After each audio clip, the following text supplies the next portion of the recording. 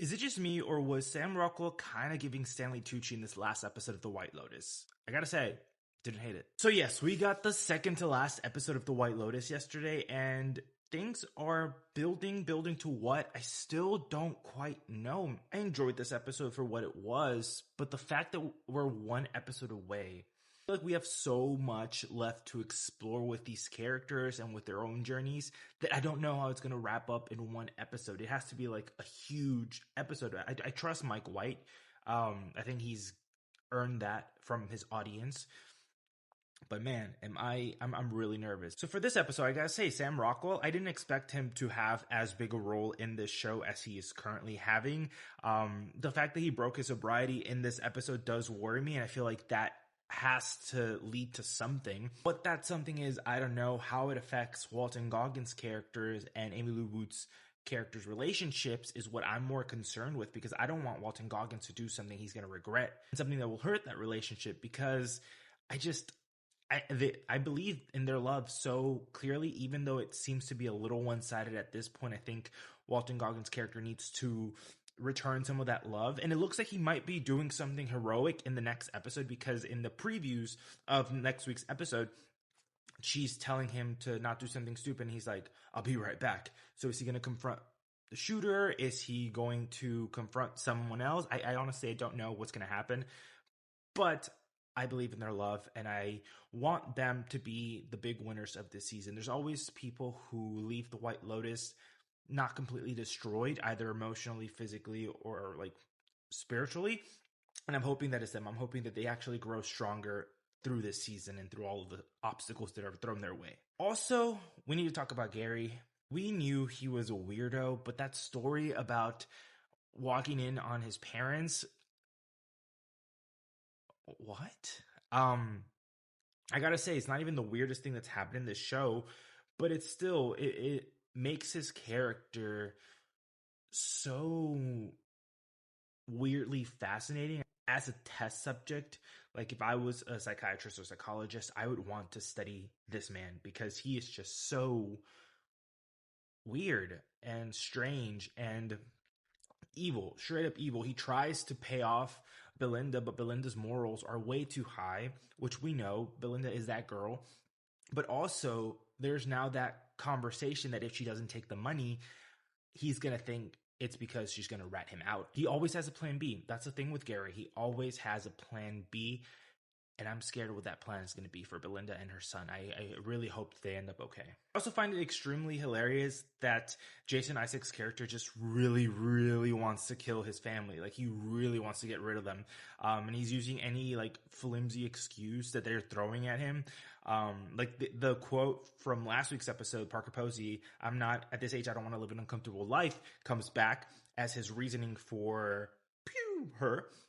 And also, his son's little spiel about his career being tied to him, and not having anything else outside of this. He's like, guess I got to get rid of him too. How there's like so many other answers before you get to that, and the fact that that's just like his go-to answer is just like, well, I guess I got to get rid of them. Dude, you've taken one too many lorazepams. Like that, you can't be serious, right?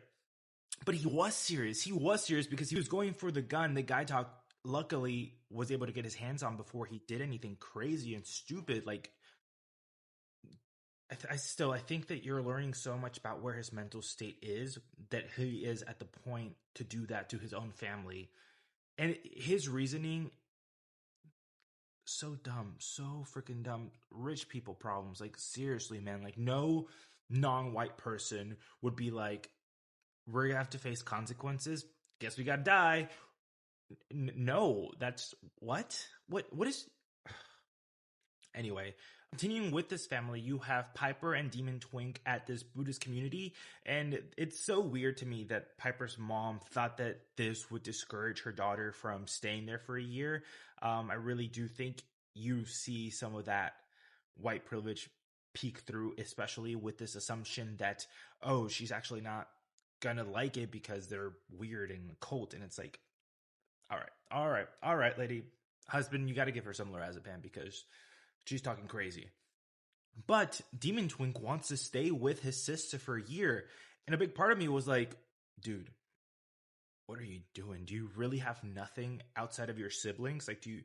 And honestly, that's kind of an interesting point that the show brings up, that his identity is so tied in relation to his siblings.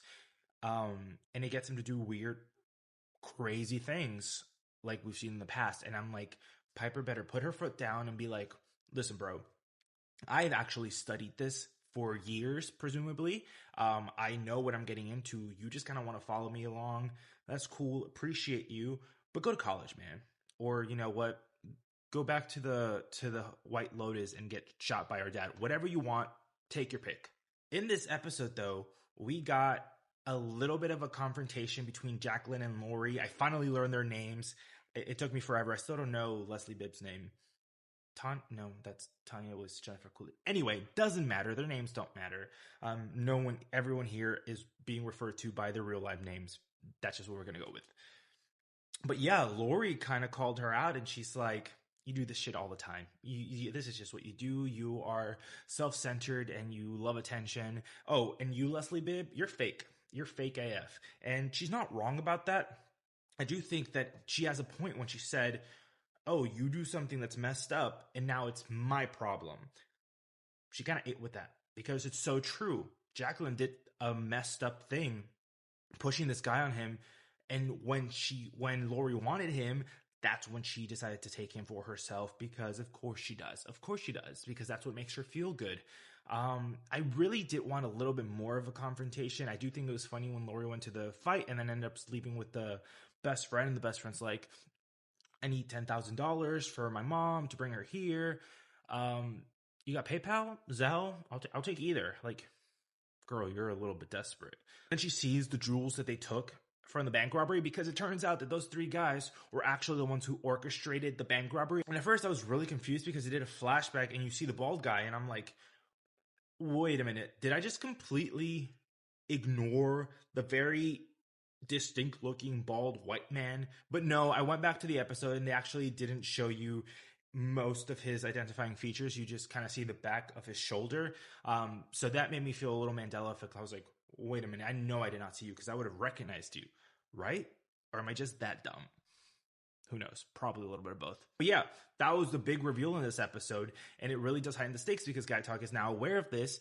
He took Lisa on a date, and I thought that their whole interaction was good. She clearly wants him to be more of a man, whatever the fuck that means.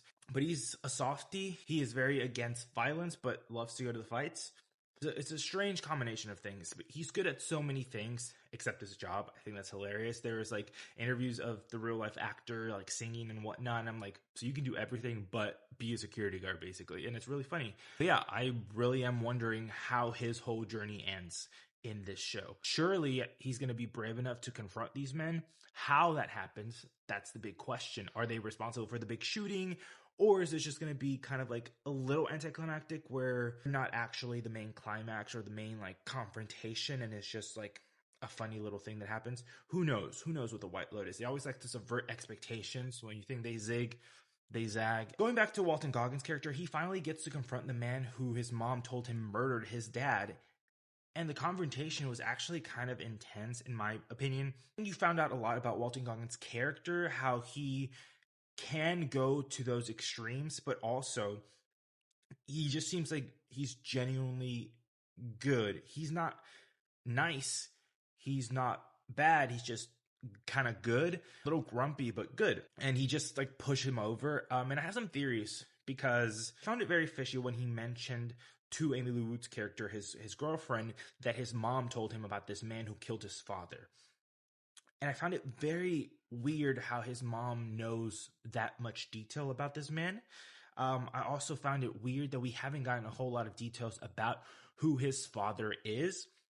And when I saw this guy, the actor who's portraying this man who killed his father, I can't help but think that he has a strange similarity in appearance to Walton Goggins. So here's my thing. Is he Walton Goggins' dad? And by kill, does he mean he just like abandoned them and that's why he killed his father? Or something along those lines?